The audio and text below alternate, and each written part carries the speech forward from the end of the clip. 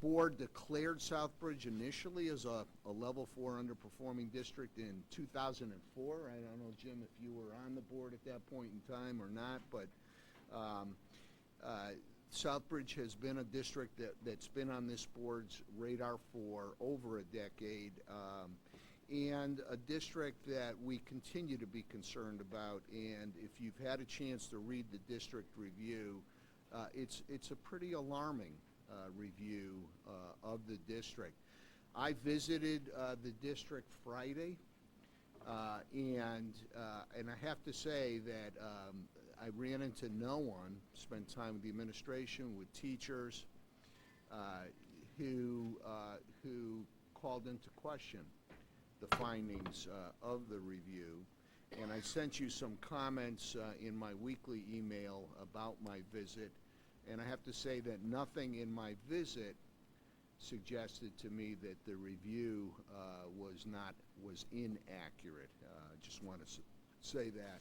So, Rob, I know we're kind of pressed on time, so why don't you give the board an overview of the review findings, but assume that people have read the review so you don't have to spend a lot of time, just sort of highlights of the review.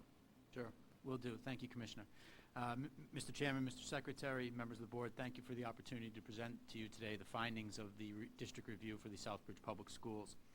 As the Commissioner said, I'm going to provide you a high-level summary of the findings today, but I'm happy to answer any questions of detail that you might have in the report. Before we get into the findings, I want to quickly spend just a couple of minutes looking at some background information about the Southbridge Public Schools for those who may not be as familiar with the district. As the Commissioner said, Southbridge was declared an underperforming district by the Board of Education in 2004 and has been on an ESE monitored and managed accelerated improvement plan since 2012. It is a district of about 2,200 students with 4 schools with 165 teachers, and I've given you a little bit of the subgroup breakdown there at the bottom of this slide. It is over 50% white, but a large Hispanic population at just about 45%. And 72% of the students fall into our high needs category, which means they fall into one of the English language learner, economically disadvantaged, or students with disabilities category. I've here given you some indication of the level of student performance with a couple of slides here in Southbridge. You'll notice that the student assessment scores are quite low, alarmingly low. In ELA and math, you're talking about the second lowest percent proficient in advanced in the state. As with all of our 2015 assessment results, the comparison group there is a little different than normal. And so the comparison group is those districts that offered MCAS in grades 3 through 8 and in grade 10, and they have the second lowest percent proficient in advanced in the state.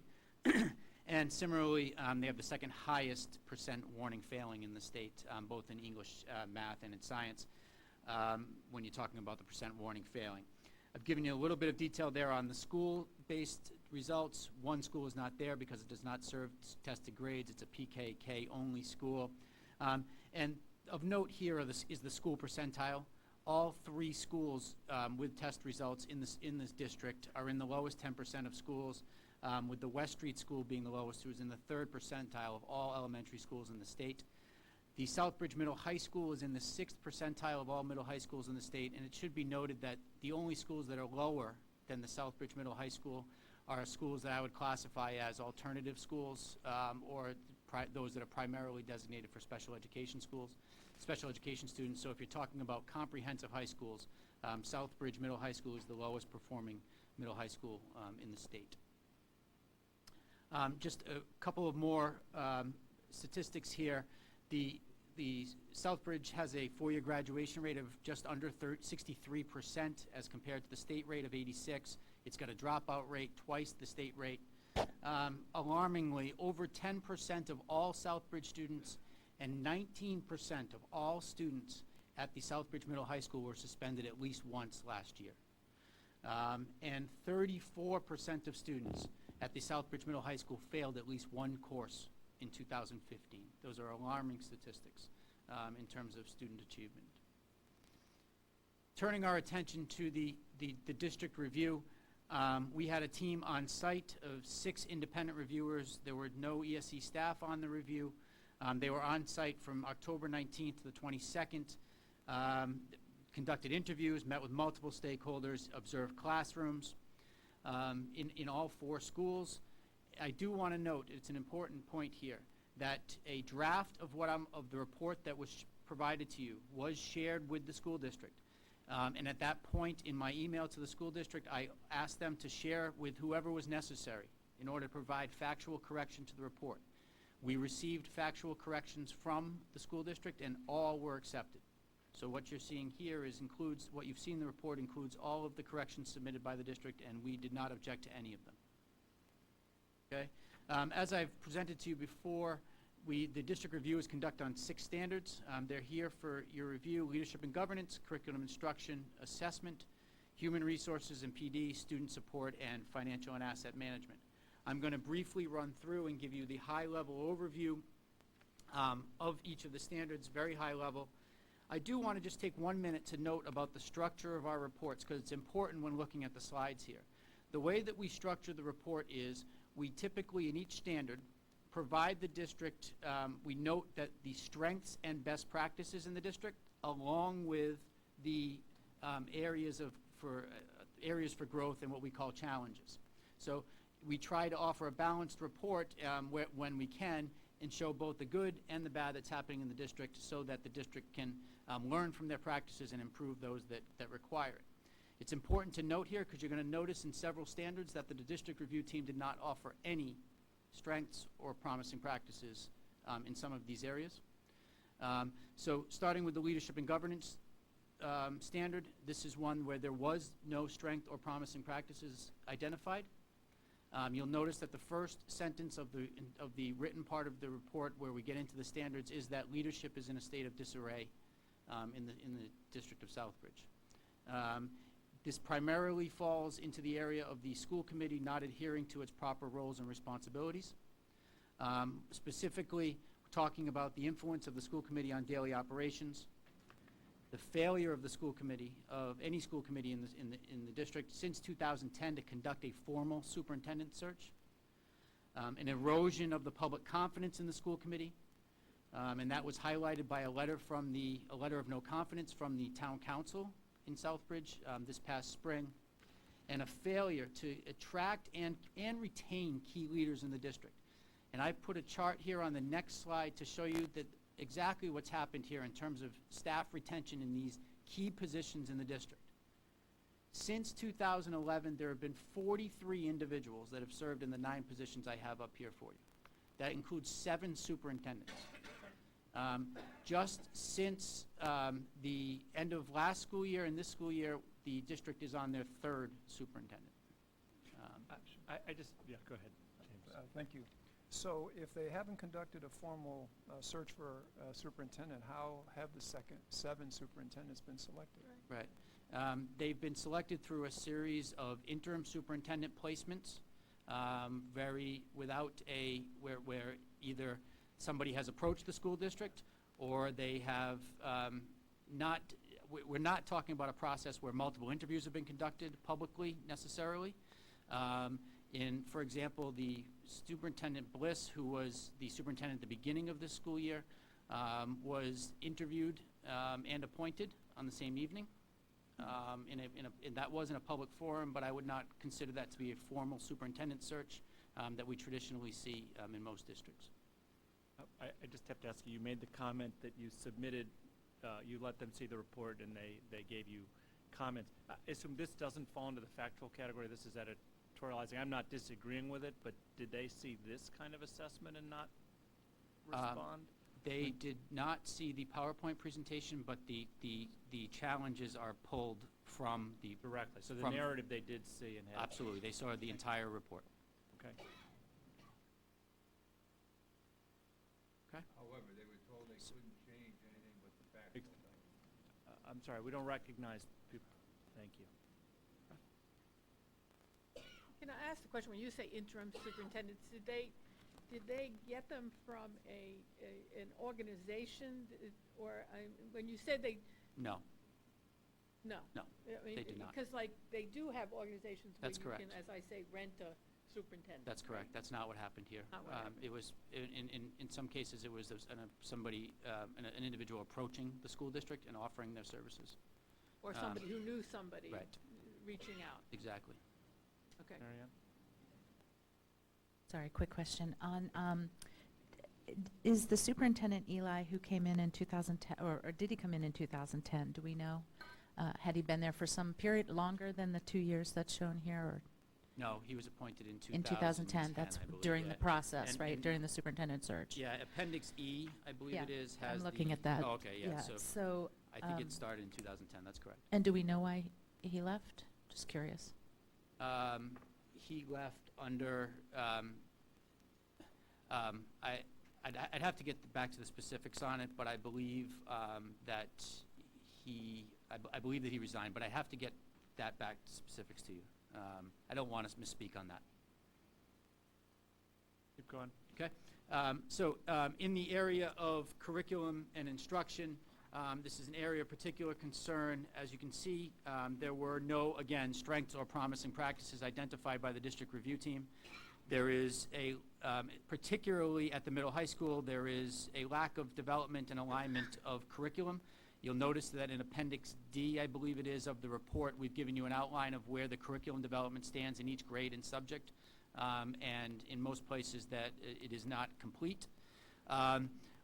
Using through classroom observation tool, the review team noted that the instruction at the middle high school particularly lacked academic challenge and well-structured lessons. There is a limited, if any, differentiation of instruction district-wide. And I believe the commissioner spoke to this in his comments, and we certainly didn't observe any differentiation of instruction when we were in the district. The classroom observations were also done by the team where they noted limited student engagement and disruptive behavior at the middle high school. On the assessment side, this is where we often get into assessment and data use as a strategy in the school district. Here we did have a strength, and that was the use of data to guide curricular and instructional decisions at the elementary level particularly. They have started to form teams and offering planning time to be able to do that, to use data to make curricular decisions to impact students. However, on the challenges were significant in this area. There is a lack of a district-wide assessment system. They are in transition at the moment, and not at the time of the review, very limited training had been done on the assessment system for the educators. And I would say that the transition was not on schedule.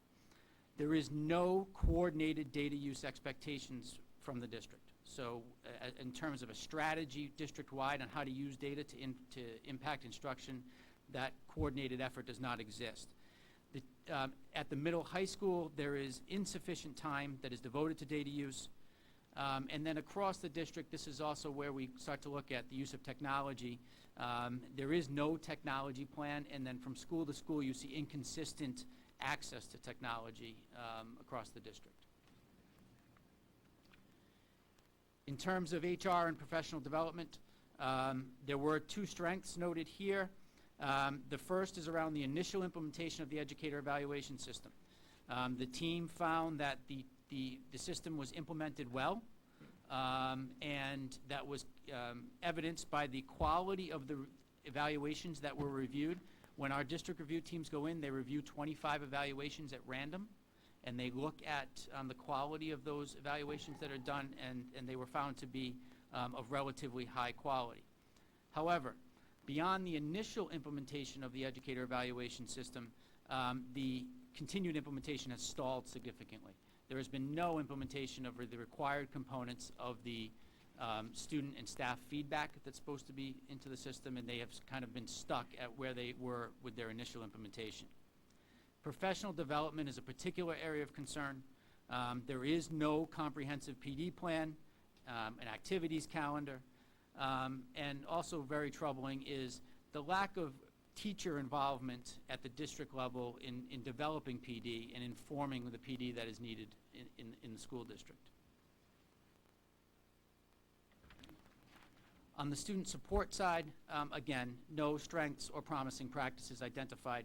And I would say that this is perhaps one of the more troubling areas identified in the report is on the student support side. There is no district-wide tiered system of support. I mentioned to you those high suspension rates that are indicative of the classroom climate and disruptive behavior, particularly at the middle high school. Of alarming concern is that the needs of English language learners in this district are not being met at all. The district has 17% of the population that is an English language learner, and the district is not staffed, and the district to handle the needs of the English language learners. And in addition, they're out of compliance with some of the ELL regulations around SEI endorsement. There are a number of teachers that did not have the SEI endorsement. Just as I mentioned, in sum, the staffing needs do not meet the needs of the population in the school district. Yeah, please.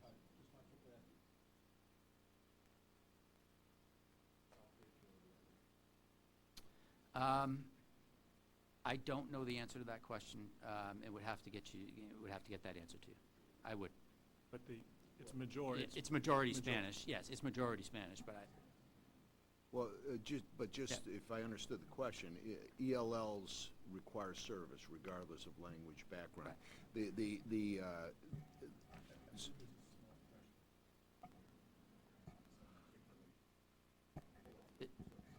The district is overwhelmingly Spanish, but in terms of language spoken. But I can get you more detailed information on that. The last standard, and then I'd be happy to take any additional questions, is around finance and asset management. Here there were a couple of strengths noted, and the first is around the maintenance of the schools. The commissioner and I had the opportunity to visit the Southbridge Middle High School on Friday, and it is a beautiful facility. It's been 3 years old, and it is just it's in very good condition to meet the needs of the students. And in addition, the review team noted the existence of a strong capital plan moving forward for proposed upgrades and maintenance of those facilities. On the challenge side, there was questions raised about financial management and reporting. As I noted in the report, or as the report notes, the finance director at the time of the review was placed in that position. He's a former principal. Since the review, he has received his certification. At the time of the review, he wasn't certified. And there have been questions raised by several interviewees about financial management and reporting. In addition, it is also noted that there's been decreasing financial support from the town.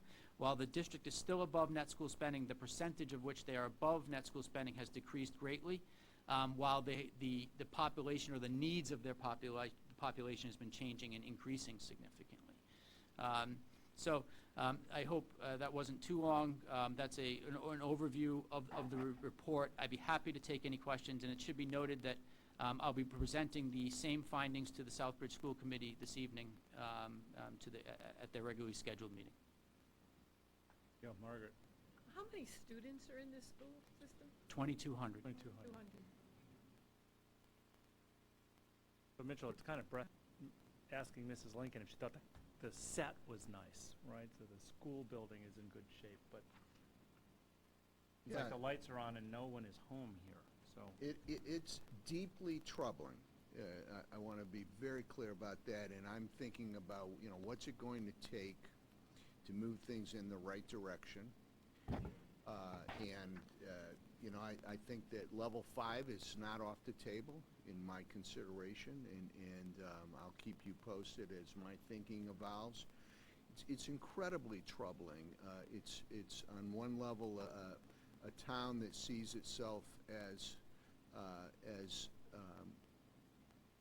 serving. I hesitate because I'm not sure that serving captures it. 2 different populations, normal kids and the kids that Southbridge gets. That term normal and our kids are not normal was repeated multiple times by adults during my visit and my discussion with people. The fact that English language learners are not supported. I saw students who had no English proficiency in resource room settings and in classroom settings where the teachers were just sort of helpless as to what to do, and there was no program.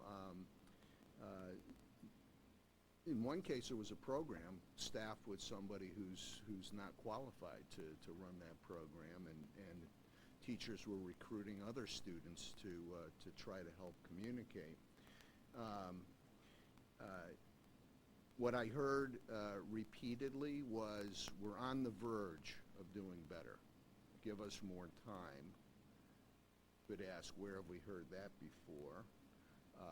The fact that this is 11 years after this district was initially identified, and despite a variety of interventions and supports which are documented in the materials, we're still looking at a district that just has not come together. Teachers talked about the lack of curriculum, the lack of clarity around what they should be teaching, and it is, to your point, Mr. Chairman, it's gravely concerning. And as I said in my visit, I didn't see anything that disabused me of the observations that came through the district review report. Not so much a question, but more, if you can provide more details. So the city council sent a letter of no confidence to the school committee. I mean, did they take that and throw it away? Or, I mean, did they act on, were there any changes that they have enacted that have been suggested by the department, or any others that know what's going on there? Sure. So there's a couple different questions here. So the letter of no support from the town council was sent to the school committee last spring. It should be noted that there has been turnover in the school committee since that, and that will, since that letter of no confidence came from the town council. In terms of the interventions and what's been suggested by the department, we have gone through, as I mentioned, the accelerated improvement plan process with the Southbridge, and I think what we have found is that all the planning that can be done, right, and a strong plan can be written. It is not possible to be carried out effectively without stable leadership in place.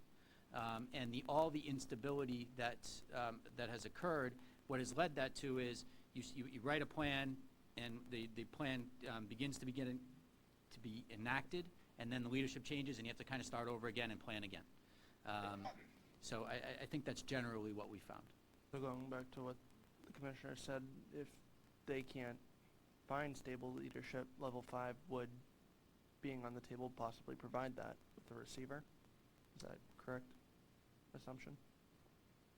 If it was on the table? The question in my mind is, what will it take to provide Southbridge students with a better opportunity? And the track record we've seen, and not just in a year or 2 years, but over a decade, doesn't give me hope that simply waiting is going to result in better things. So receivership provides some obvious leverage, the authorities that we would have. It's also challenging, right? Well, I don't take that step or make that recommendation lightly, so I have not concluded that, but my point, to be clear to the public, to the board, and to the Southbridge community, is I'm not taking that off the table. This is a deeply concerning scenario in Southbridge, and I'm not seeing it righting itself. So I do have to be the one who keeps my eye on the clock, and this is just meant to be an informational discussion. So why don't we stop there, and I will say, I am sure by January we'll all have our snow tires, and if you want us to take a field trip for our Monday night meeting on the 25th, we'd be prepared to. And we'll wait for your request or recommendation going forward based on this information so far. I appreciate that. I'll Make a keep. quick comment. I really want to. Yeah, just a quick comment. I'd be very interested in hearing from some of those associations, Commissioner. MASS, MASBO, MASC, on efforts either, you know, to support, to provide support and/or what has already been done. I mean, I noted in the report that, you know, the governance and component from MASC, you know, a recommendation that members of the school committee do that, and I would highly recommend that. But I'm just curious, you know, I would just really like to hear some of their perspectives as well. If that's possible, to come through you, that would be great. Otherwise, we can be in touch with them ourselves.